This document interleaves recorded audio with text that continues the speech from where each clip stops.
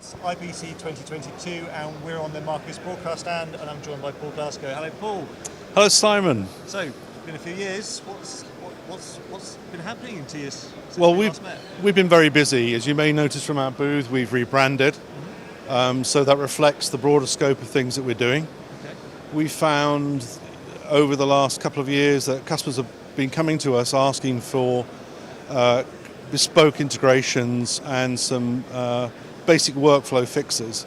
And so for the last 2 years, we've worked with Fox Studios, Discovery, CBS in LA, Sinclair Broadcast Group, providing all sorts of different integrations. And so now we have a really good backlog of integrations which we're going to share with our clients here. Yeah, so that's your main focus of what you're talking about at this year's IBC? That's one focus, I think, more for the enterprise side of the customers. And we have more initiatives, such as providing some of our productivity products as on a SaaS basis. And so products such as project parking and workspace backup, you can now effectively use for a short term, for a single production, which provides lots of flexibility, and it maps very nicely onto what Avid are doing. Yeah, and what type of clients are you expecting or hoping to see at the show this year? It's strange, we see some of the biggest enterprise clients, they'll be here alongside small post houses which are looking at extra resilience against ransomware attacks and things like that. Okay. So we have a very broad scope of visitors. Yeah, and you've got a free download, I believe? Yeah, we have. So if anybody wants to do analytics on Avid storage in particular, we have a free download which you can download from our website, which will allow you to look at the system and analyze it over a couple of months and see what the trends are. Do you need to expand?